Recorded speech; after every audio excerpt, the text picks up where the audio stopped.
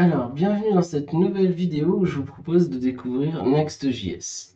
Du coup, Next.js, c'est un framework React. Si on regarde, du coup, et qu'on va sur React.js, hop, on va voir du coup qu'ici, en fait, React, ce n'est, entre guillemets, qu'une librairie qui vous permet de faire du web et des interfaces natives. Alors, quand on parle de native, c'est pour tout ce qui est téléphone mobile. Ok? Donc, en fait, React, c'est simplement une librairie. Et ici, ils ont donc créé ce qu'on appelle un framework. Donc, qu'est-ce que ça veut dire? C'est qu'en fait, une librairie, bah, c'est quelque chose que vous intégrez dans votre code, tout simplement. Alors qu'un framework va venir avec des outils. Par exemple, vous allez pouvoir créer, générer des fichiers avec certaines commandes. Vous allez avoir tout un écosystème qui est autour, alors qu'une librairie vient, entre guillemets, toute seule. Elle est là pour faire une seule tâche. Et bah, du coup, React, c'est vraiment la librairie, la façon de créer des applications, on va dire one page. Et en fait, par-dessus, ils ont créé donc un framework React qui s'appelle donc Next.js, qui va englober beaucoup plus de fonctionnalités. Donc voilà. Et du coup, si on parle de ces fonctionnalités, quand on descend, on va avoir donc toutes ces fonctionnalités ici. Alors, on va avoir d'abord l'optimisation, en gros, des images, des fontes et des différents scripts. Ensuite, on aura donc la possibilité de streamer, c'est-à-dire qu'en fait, vous pouvez rendre une partie de l'interface et puis quelques minutes plus tard, vous allez pouvoir renvoyer la suite de l'interface. On va rester du coup avec des React Server Components, donc ça on en discutera, mais ça vient justement de React. Et ils ont poussé ce concept de composant. Donc si vous ne connaissez pas, je vous conseille de regarder des vidéos sur React pour découvrir comment ça fonctionne. Mais React, en gros, c'est une librairie qui fonctionne par composant. Et là, normalement, c'est des composants, on va dire, de l'interface graphique. Par exemple, il y a la navbar, il y a la liste des utilisateurs, ce genre de choses. Et bien là, ils vont encore plus loin, ils vont créer des composants, on va dire, côté serveur, pas que côté front-end comme on avait l'habitude en React. Donc c'est pareil, c'est des concepts qu'on essaiera d'aller voir. Ensuite, on a le data fetching, donc ça c'est pour récupérer des données d'une base de données. On a bon, le CSS support, ça, ils le font tous, mais avec Tailwind natif. Ensuite, on a le client-serveur rendering, donc ça veut dire quoi? C'est qu'en fait la page, en gros, quand vous faites un site HTML et JavaScript, en gros, vous demandez le fichier HTML, on vous l'envoie, et derrière, par exemple, dans le script HTML, il va y avoir une partie JavaScript à exécuter. Et bien là, ce qui va se passer, c'est qu'en fait, pour générer ce HTML, un peu comme on va dire avec du PHP, au lieu de renvoyer directement le index.html avec une partie du JavaScript à exécuter, mais sur l'ordinateur de la machine.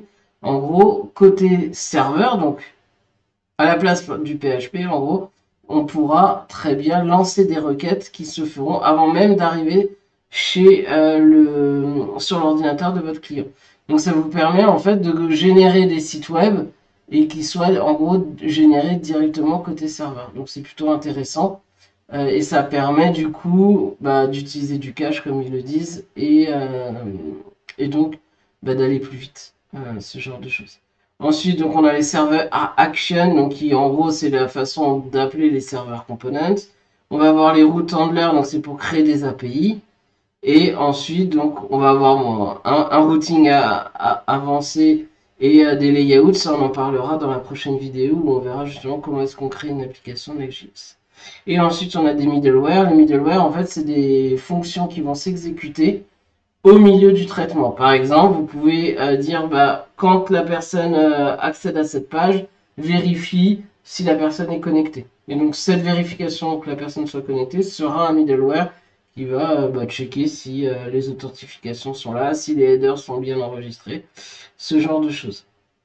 Donc, si on regarde, il est effectivement fait pour on va dire production ready, en tout cas avec plein d'outils prêts pour bah, augmenter la vitesse. Donc, on va avoir React, TurboPack et du coup le Speed Web Compiler qui est fait en Rust pour aller encore plus vite.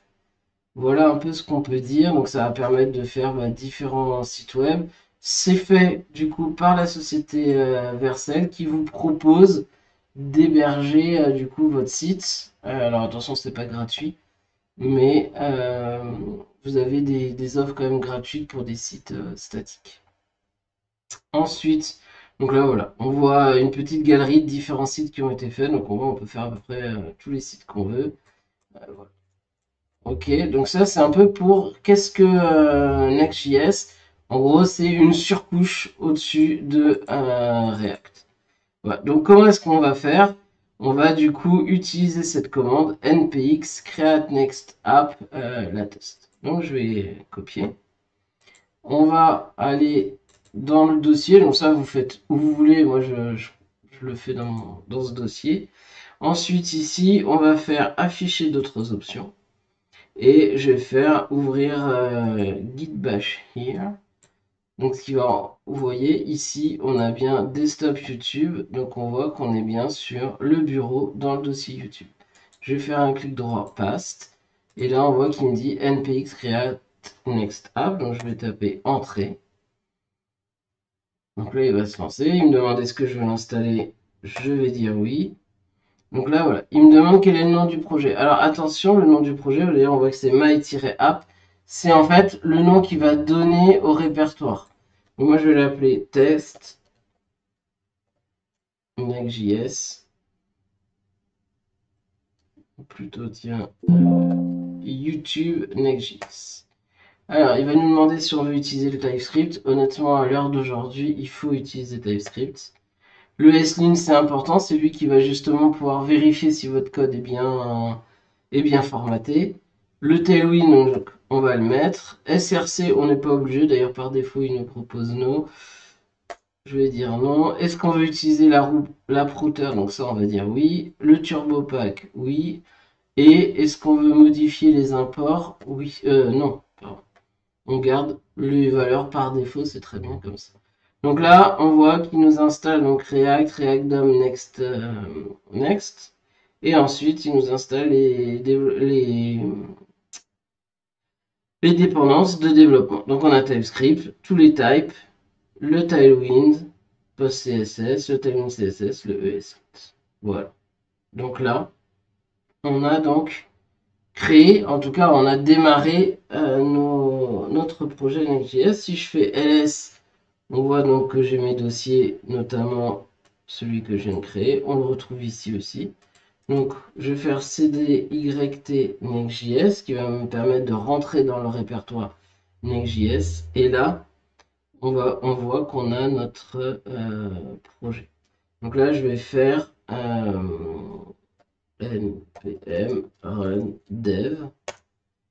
Donc ça, c'est ce qui va me permettre, vous voyez, de lancer l'application. Donc on lance nextdev -turbopack où il va lancer du coup voilà, l'application. Et maintenant, si je clique sur localhost 3000, voilà. Donc voilà, on a installé notre application. On verra pour régler les différents problèmes. Ça, c'est notre application, donc Next.js, qui est installée, prête.